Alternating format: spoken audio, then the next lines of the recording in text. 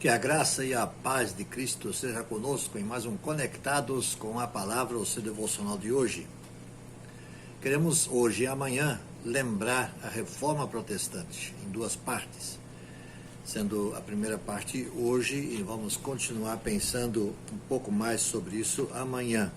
E o texto bíblico que eu quero usar para nossa inspiração foi o que inspirou o reformador Martin Luther, e que nós encontramos na carta de Paulo aos Romanos. Paulo aos Romanos, capítulo 1, nos versos 16 e 17, nós encontramos essa base, quando diz: não me envergonho do Evangelho, porque é o poder de Deus para a salvação de todo aquele que crê. Primeiro do judeu e depois do grego. Porque no Evangelho é revelada a justiça de Deus, uma justiça que do princípio ao fim, é pela fé, como está escrito: o justo viverá por fé. Eu trago aqui basicamente algo que foi escrito e produzido pelo pastor Luiz Saião, e adaptando então a nossa realidade aqui, nós conectados. A Reforma Protestante não poderia ficar sem ser lembrada, levando em conta a fundamental importância que ela trouxe para a humanidade. A Reforma Protestante, por assim dizer, mudou primeiramente a história da Europa, depois se estendeu pelo mundo. Foi um movimento de retorno às Sagradas Escrituras. Lutero e também os demais reformadores adotaram esse tema, sola scriptura. Esse foi o grito de Lutero que ecoou no princípio. Depois, seguido por Calvino, por Zwinglio e outros que se somaram a estes. Os reformadores luteranos e anglicanos, calvinistas e anabatistas esboçaram uma caminhada em direção ao cristianismo primitivo, aquele que nasceu lá em Jerusalém no dia do Pentecostes.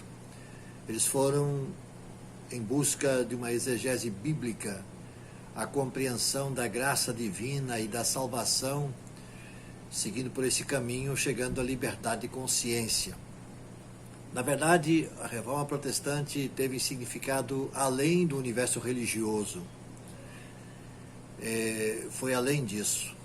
Ela, na verdade, representou uma nova autoridade, a libertação do indivíduo como um todo. A Bíblia passou a ser um livro aberto, disposto a ser examinado por todos e entendidos pelo estudo sistemático.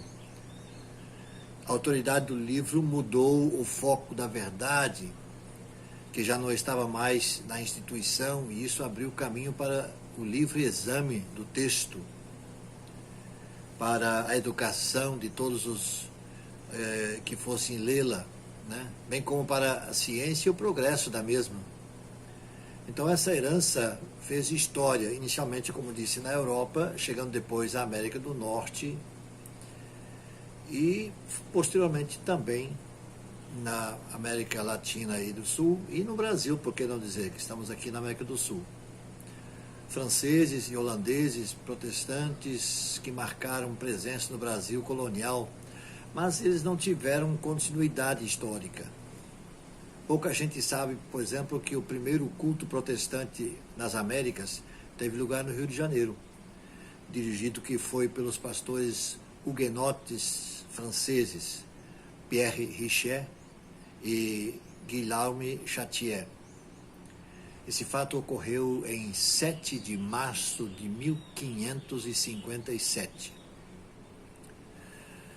Mas foi no século XIX, com a presença de outros, então, que a presença protestante voltou a marcar a história na nação brasileira, com maior liberdade religiosa, que agora foi estendida por causa da Constituição de 1824, e com a entrada de imigrantes alemães e suíços, luteranos e reformados, que chegaram ao Brasil.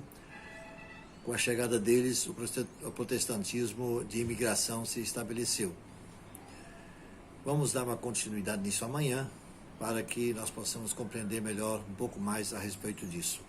Mas que fique aqui a nossa apreciação pelo fato, porque A reforma protestante, não obstante estar distante dos nossos dias, mas ela tem a sua importância na nossa vida também. Que Deus nos abençoe. Vamos orar?